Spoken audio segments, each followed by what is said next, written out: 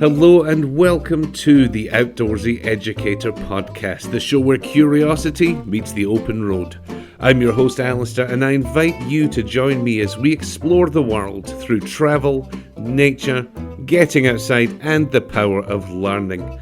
Each episode, we will dive into stories from inspiring educators, adventurers, and global citizens who are reshaping what it means to learn, whether it's in a classroom, on a mountain trail, or even halfway across the world. From backpacking trips that change your perspective to educational journeys that transform communities, we will cover it all. So pack your curiosity, lace up your boots, and let's discover how the world teaches us, one step, one story, one adventure at a time.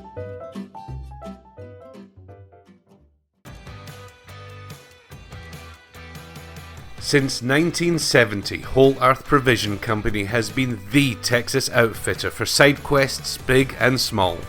Whether you're gearing up for the open road, chasing a trailhead, or hunting for that just right gift, they have got you covered. Think durable clothing, shoes that will actually go the distance, gear that's road trip ready, and books, puzzles, and toys that will spark wonder at every age. You'll find Whole Earth in Dallas, Austin, Houston, and San Antonio, or anytime online at wholeearthprovision.com. And hey, because you're rolling with the Outdoorsy Educator podcast, here's a little extra love. Use the code OutdoorsyEDU for 20% off your next adventure at Whole Earth. So on this week's episode of the Outdoorsy Educator, I have our wonderfully dear good friend Mary Rose with us today. Mary Rose, how are you? I'm doing amazing. Super excited to be here. Yeah, we just decided about, an hour ago, if that, to record an episode. So no planning, super excited to do this, and we're all going to learn today. It's going to be an excellent school day for us all. Mary, why don't you tell us a little bit about yourself and who you are? Well, my name's Mary Rose Elizabeth Wright. First of all, I'm a mama of three. I have a 19-year-old and almost 17-year-old and a 10-year-old, girl, boy, girl. And I live in Denton, Texas. I am a Toltec teacher. I am a hostess for international retreats now. I'm a breathwork facilitator. I'm a Reiki master. I'm a realtor. I'm a Jill of all trades, I guess you could say. And I think ultimately what I love to tell people is I am someone who makes a way out of no way. And at this point, the ultimate vehicle that I'm here to bring to the planet is living water and a global prosperity movement where people can get paid to be themselves and do online branding and break free from what we call the matrix in a fun way to have more freedom in this world so people can live in more joy and come from their hearts and be happier. I love it. Well, we first met, I was trying to think, I think it was 2018. I Wow. think when my wife and I went to look at a house that was for sale, and you were the realtor doing the open house. And we just instantly connected, and you actually helped us purchase the house where we now live. So it's just been a fantastic connection. Um, I am somebody that's very interested in a lot of the things you talk about. I'm sure you've heard this before. It seems intimidating. It seems it seems drastic, even though it's not, and it seems huge, even though it's probably actually making life a little simpler. So I'm very interested to find out. You mentioned Toltec. I don't even know what that is, and I'm sure other people don't. What is that? So the Toltecs were actually a group of astrologers that believed that we lived in the waking dream. And I got involved in Toltec teachings through some incredible people that I sold a lot for a woman on my street in Little Elm, Texas. And a year later, the man I sold the lot to was a builder who ended up being a big jerk and trying not to pay me. And I had to reach back out to him, ironically, about a water line, which is hilarious. And and I ended up having to call her asking some questions about the water line. And she's like, that man knows there wasn't a water line, girl. He's just trying not to pay you. I'm like, oh, that's horrible. And she's like, you should come by sometime. And got to know her. And I kept seeing she was having these parties all the time. I remember thinking, I wish I could go to one of her cool parties. She always has all these cars outside. Well, what they were doing was sacred journey breathwork. So it's a form of holotropic breathwork. And so I got invited to one and I loved it. And then I met her best friend from college, Stephanie Urbina Jones, who is the one and only country western mariachi singer on the planet. And she plays on the Grand Ole Opry stage. She's amazing. And her husband, Jeremy Pager, who was taken into the Lakota tribe over 21 years and working in sobriety and Toltec teaching. So they taught me about Don Miguel Ruiz, and they worked with his son, and he is who wrote the book, The Four Agreements, which is an excellent intro book into exactly what took me on the journey of my life, was actually reading that book and recognizing that there were some interesting things in the world that I wasn't seeing clearly, such as like people not being impeccable with their word. That's one of the four agreements. And then I started going, oh, there's like distortion and illusion. And some people are really not being very nice. And I shouldn't allow these things in my life anymore. And so that was the beginning to me kind of stepping into becoming a co-creator of my own life versus just doing what everybody is told or just doing, fitting into certain boxes. And I feel like I opened Pandora's box and I'm out here having a good time with it. So that's what Toltec, that's the I beginning intro. I love it, and I've got so many questions, and I'm trying my best to stay sort of disciplined because I know I'll skip over things. So the next thing I want to ask you before I circle back round to that is I've heard of Reiki, but again, it's one of those things that I don't really know what it is. So could you tell me, how would you describe it to somebody like me? Yes. Okay. Well, first, there is a great book by Ernest Holmes called How to Change Your Life. And it's like written for babies to understand what E equals MC squared means, Einstein's theory. And it essentially explains how everything is energy. And so that was kind of like my beginning to understanding energy, like things are energy. Okay, interesting. But it wasn't really taught that in school. So I didn't really know what to do with some of that idea. But Reiki was actually started by Mr. Usui, who very long time ago in Japan wanted to know, how did Jesus heal with his hands? That's what his big question was. And so he went around trying to heal people with his hands. And nobody was Right. healing. And this is the story, anyways. I don't know. I wasn't there, but I love the energy of it because we can feel energy in anything. Like, oh, I'm scared. I feel the energy of fear. I know I'm in joy, the energy of joy. And so he ends up apparently going into the mountains, kind of giving up and just sad and needs his moment in nature. Right. And the story is that Saint Germain, who is a spirit and a saint, came and gave him the same gift as Jesus, which is to heal with your hands. And so he did start doing healing work since then. It's been passed down now for a very long time. And so, there's a lot of controversy for some people around that. But personally, I think that the world could all use a little bit more safe touch, especially for people who didn't get enough of touch in their lives. A lot of people who didn't love on their children or hug on them or tuck them in at night. And then we have the opposite of people who've been abused and hurt and things like that. So this is to practice safe touch, and that alone is been very healing for me. So I am now certified for Reiki, and I love working with clients. And it's not about making money. It's all love donation. If someone feels aligned and called towards me, then it's something that I offer, not something I do all the time. I love it. And the final sort of one of the three that I really wanted to ask you about to get a good understanding is breathwork. I've done a breathwork class before, and I wasn't skeptical, but I found it tough to put myself in the position where I felt I could get the most from it. You suddenly, I'm sure this, you feel like you're the only person who feels this at the time. I'm sure it's very common. You just become very self-aware and a bit self-conscious and all of that.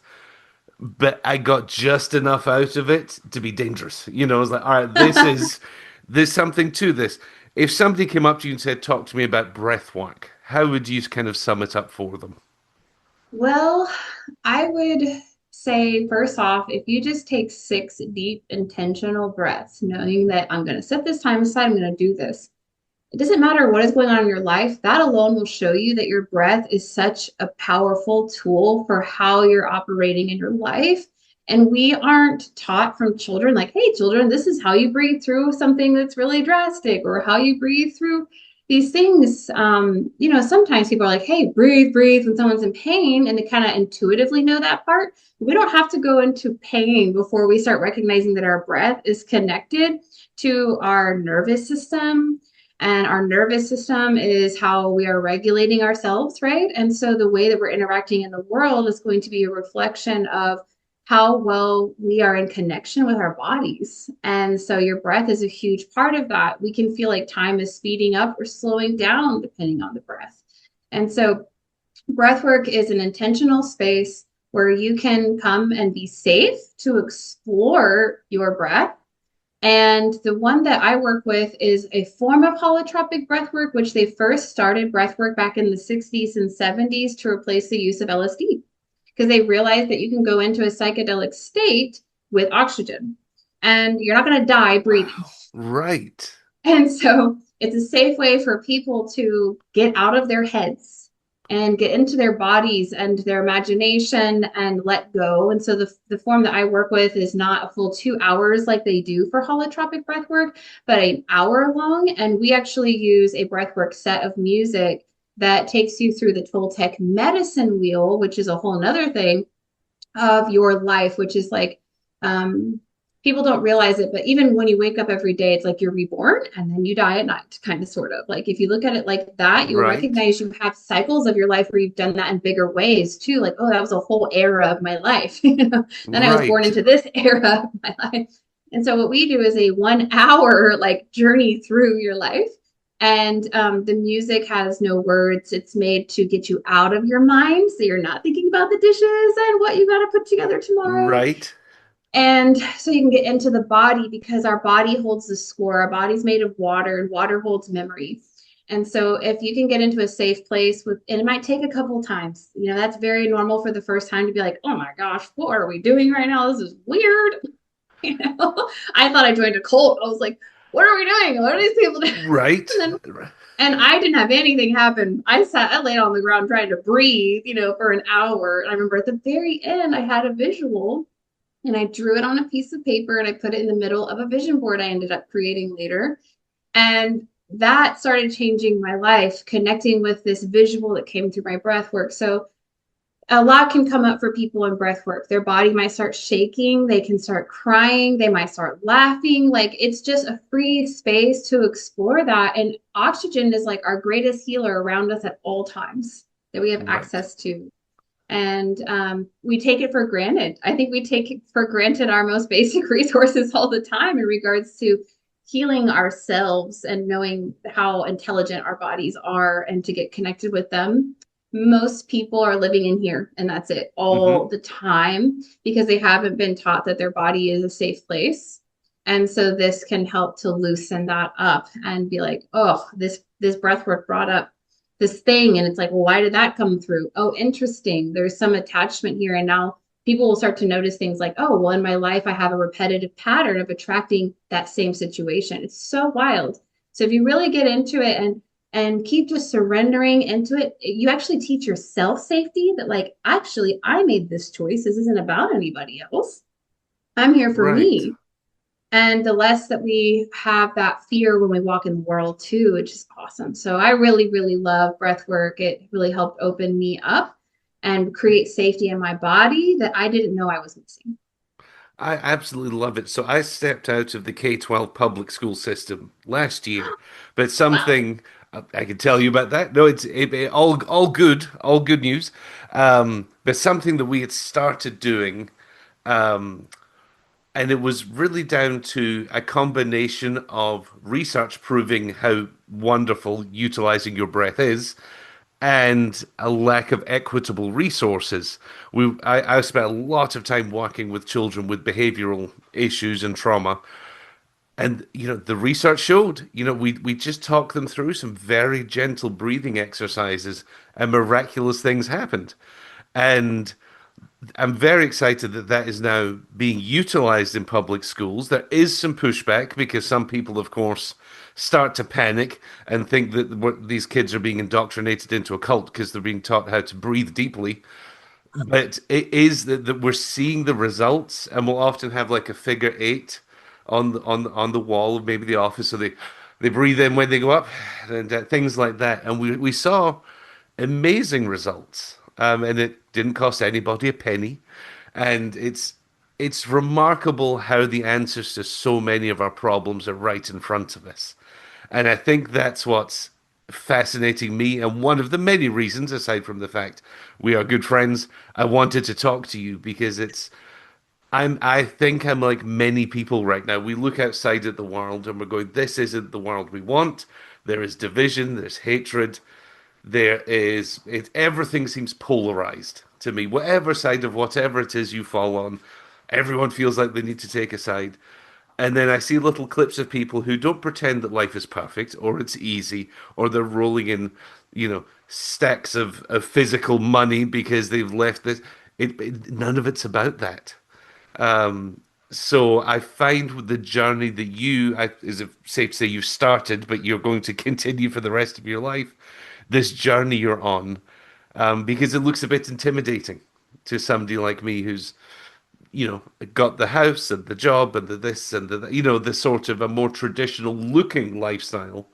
And yet, I don't think this is it for us. And Kate, my wife, feels exactly the same that, you know, there's more than we're doing just now. Um, Now, what else did I've got? So many questions bouncing around my head. It's quite funny. How does nature play into this? Of course, that's one of the reasons I started this podcast was we saw the results of getting children outside, even if it was having a conversation about behavior, sitting against a tree instead of in an office. And we Mhm. saw huge differences. I've talked about this before, so I won't bore listeners with that again. But how does the outdoors, nature, you brought up water, air, how does that impact the way you look at life now? Hmm.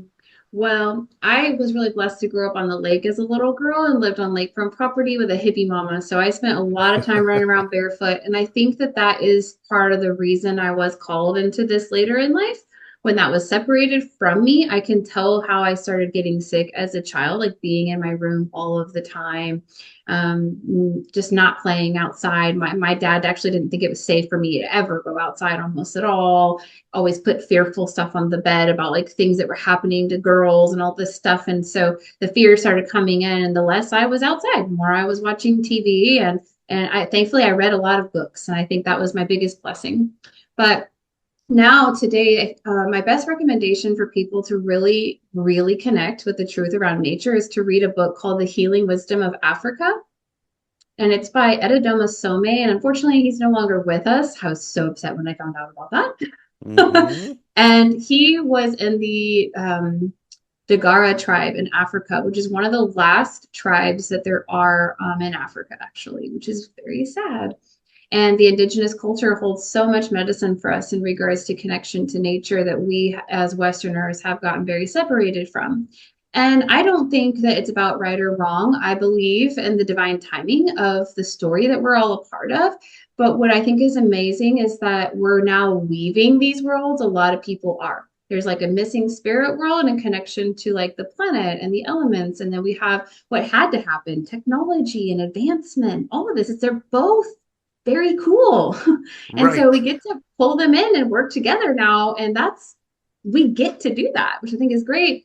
So that book really helped me see that there really is a whole nother connection to life that human beings have had, that we really need to keep remembering the importance of so that we don't leave it because I think the people who are not paying attention, unfortunately, their health is going to deteriorate, and so are their children's. And so 1% of everything evolves, and there's going to be 1% of humanity that evolves. It's like, oh, no, I'm going to focus on my health and the education and come together. And this is the future of humanity. I really believe that. And so that book helped me understand that, about grounding, about nature, about connecting with it, about how it speaks to you. And so getting barefoot and feeling the energy of the earth, we are water beings on a water planet. And it sounds so silly to say that to some people. They're like, oh, she's just a hippie. And I'm like, Actually, I'm very present. Like I am made of water and I'm an electrical body of water as well. Right. And so this planet is where we come from, like our skin and the water inside of us is like the rivers and the oceans of the ocean or the planet, hippie or not, it is what it Right. is. Yeah. And When so did hippie become a bad thing? I don't know, but Is the it is did. yeah. Well, and I think it's all the drugs.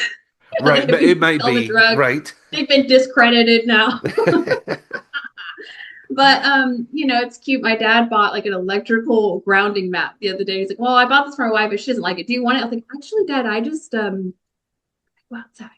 And Right. he's like, "Right," like that. And I'm like, "Yeah, just go outside. We don't need to make mats for this to plug in inside of the house. Like, go outside, get the fresh air, walk around barefoot." I've had people where I will walk outside with someone who has a lot of anxiety, who's been trying to survive and all that for such a long time, and literally just go outside and hold their hand and take a deep breath in and ask them to ground and like imagine themselves as a tree and to just root deeply into the earth, and they just start crying. And if you really learn about nature, like it will take your pain, and people don't realize how real this is, but we're so connected. Everything is connected, everything is energy. And when we become into more awareness of that and take self responsibility for this, we can actually surrender deeper into trust into our true nature because we're nature. Right. And yeah, we're nature. And I've seen miracles happen in my life the healthier that I get and the more that I read about these things and have a more open mind. And there's a lot of things that we can heal from in nature. And it's sad that our planet is a reflection right now of a lot of pain and suffering because of the override of being like a culture on fire. Like we are running on exhaust fumes. A lot of people, like the medications now, the illnesses, the lack of nutrients in our food. We need to have these things to be healthy people. And so we're like unrooted people plants, walking around, and we have a lot of sick people plants. And if we had nutrients and quality water again, we would start to return to origin. Yeah, I couldn't agree more. And I guess the more I think about it, the more I'm starting to notice things that have been right in front of my eyes for my entire life. We live reasonably close together, and like something I notice, and it's this now that I've seen it in Denton, I've seen it in every town I ever go to. If you look at any kind of moderately big intersection, it's usually a Walgreens, a CVS, and then some fast food places on the other corners. And I sort of look at it and go, wow, what a terrible life cycle this is a physical representation of, because we go to one, then the other, then back to that one, then back to the other. And that's when I kind of go, hold on, maybe there is something to looking at life a little differently. And I do feel it's becoming, people are more aware of it. This last weekend, we were up in Virginia, and at the hotel, we were sitting outside, got talking to a couple, and within 15 minutes, the conversation turned to all the stuff that's pumped into foods and where they source their meat. They get it organically, they buy it once a year. They know the guy who raises it and has his own facilities for taking care of things, and they trust him. He was explaining to me that sometimes people get meat that they didn't bring in because they don't know, but he is very aware of the quality and this, that, and the other. And this happened within a few minutes of meeting him. And I've had more and more of these conversations recently, and I don't usually start them.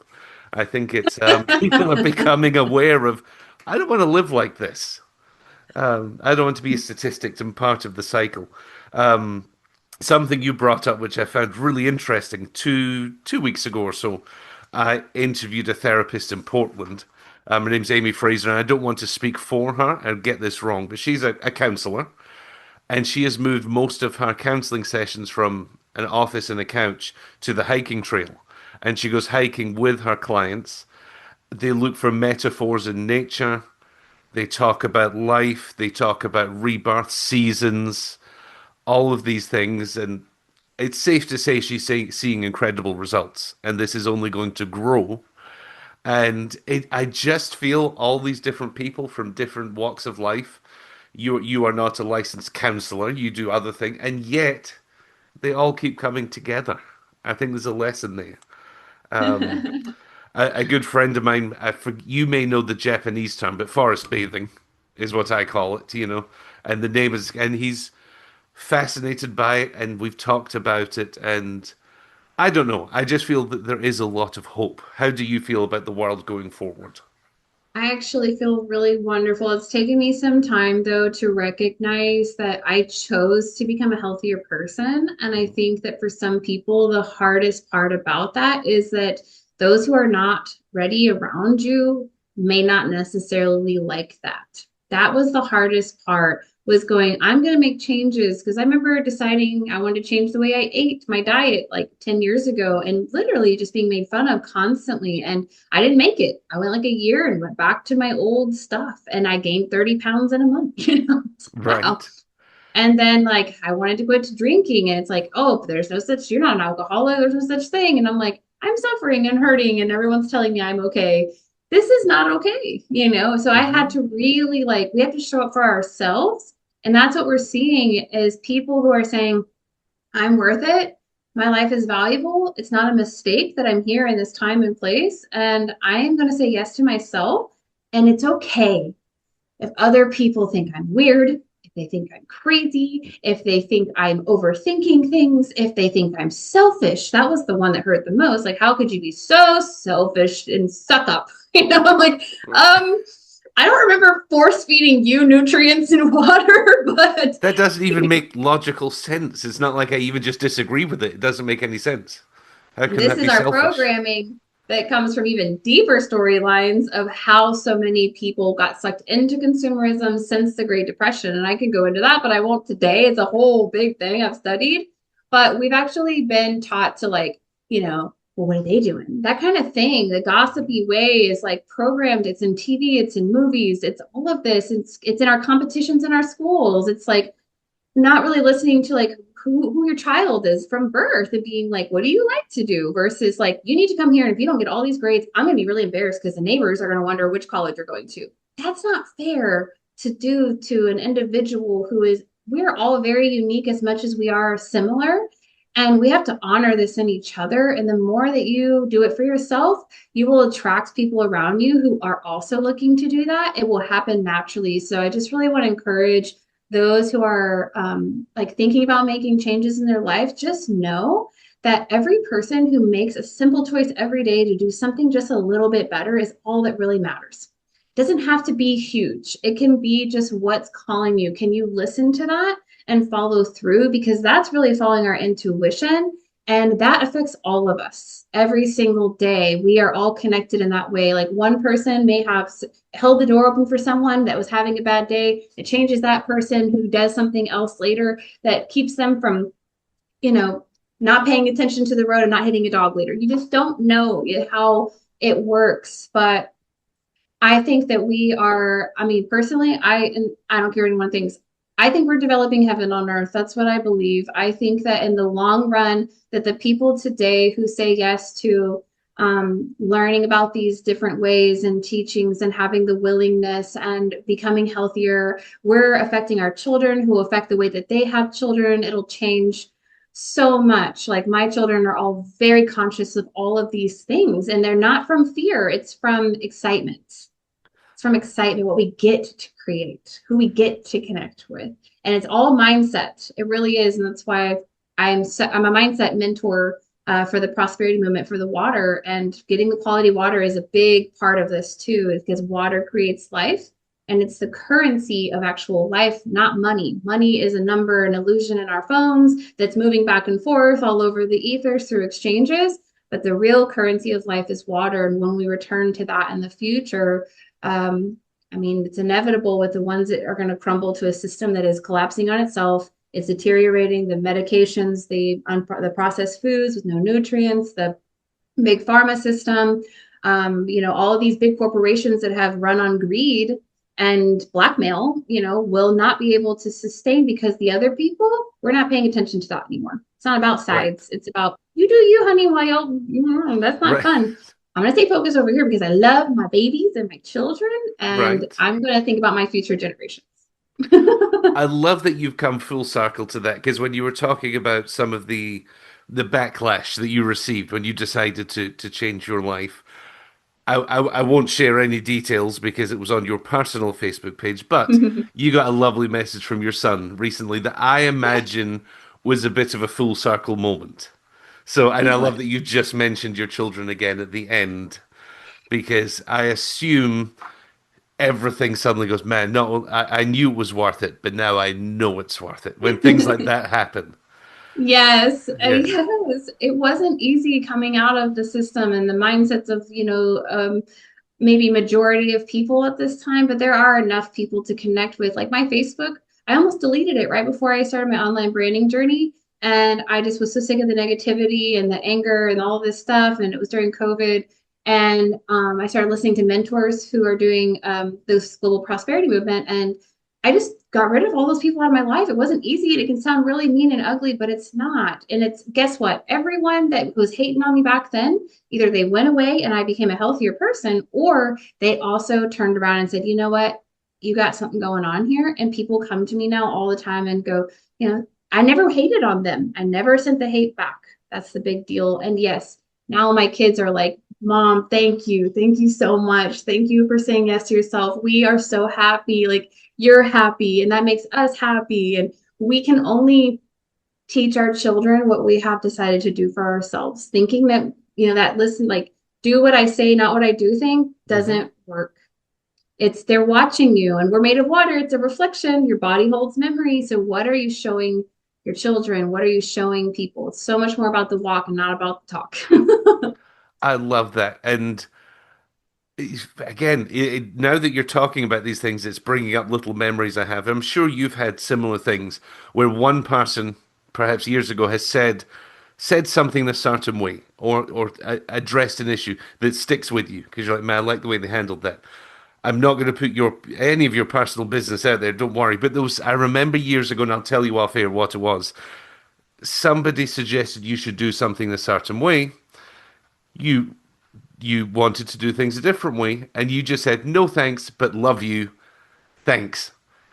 Where everyone else in the world was arguing about stuff, and I just remember that because like even if I agreed with that, it's not my business. But even if I agreed with that, but how can you argue? You extinguish the possibility for descending into negative energy and arguing, and just kept on going about your way, which I really, and the fact that that's has stuck with me for years, I thought that's how you handle it. That's how you do it. Day by day. And there's a Yeah. great book for anybody that needs to kind of learn about that. And it's called Let Them. It's going viral right now. The book Let Them. We don't have to control other people. Just do your thing and do it for you. Reflect back what's possible, let go of attachment and outcomes. And when we do that, we actually get to relax. It's not about proving, pushing, forcing. That's what hasn't worked in the past. So now we get to just invest in ourselves and learn how to really take care of ourselves and regulate that first, and then find a stable place where you're like, wow, this is really good. I want to share this with people. And that natural desire to serve will Hmm. come in, which gives people so much purpose, which is why we have so many people like yourself. I love this podcast, like stepping into this calling that you have. And I love it so much. Yeah, and like I said, Kate and I will often sit down of an evening and go, like, we love so much about our life, but we're evolving as everyone hopefully is. I've had two conversations, two separate people, unconnected, have come to me in the last 2 months and said, talk to me about, they wanted to know more about camping long term. And they know that I do a lot of camping and hiking because they want to, what they both called road school their children for a year, where Wow. they're not homeschooling because they don't want to stay inside their four walls.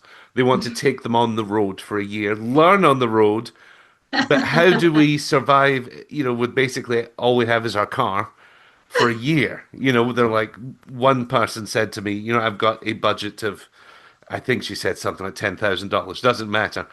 That sounds like a lot, but this needs to really last us a year. What do you recommend? Things like that.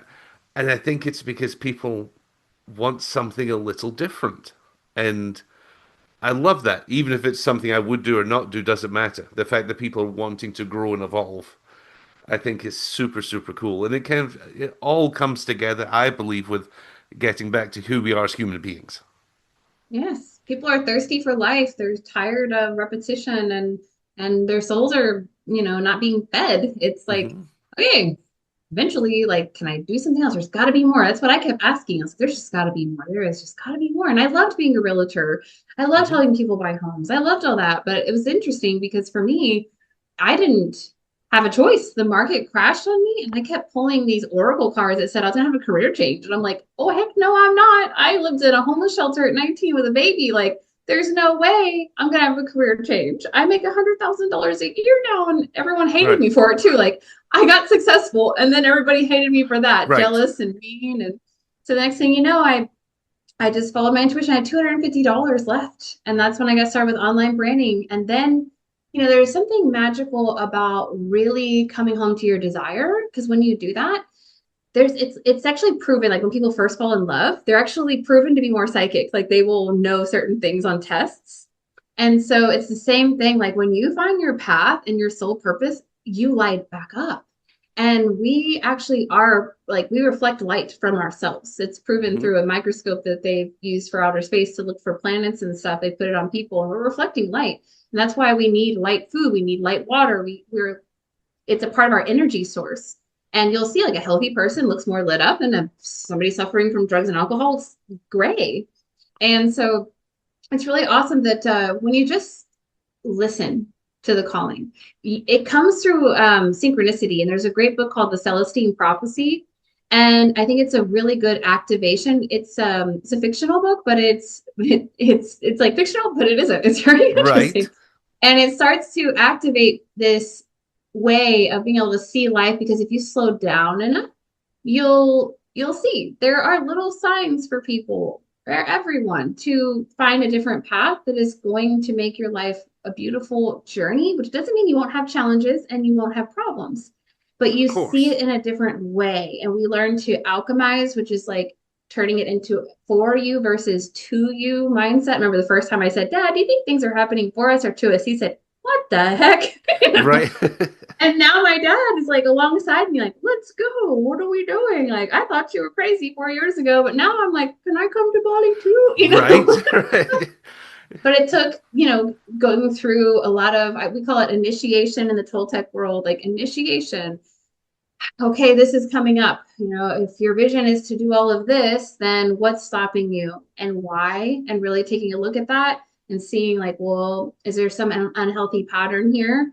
Most likely there is. And then we can learn to work with it and get honest with ourselves. And honesty will open up pathways all around you. It's really beautiful. I love it. Well, we're kind of coming around to the home stretch here, and you've alluded to this and talked about this a bit, but I think it's really important. So I'm going to ask it one more time.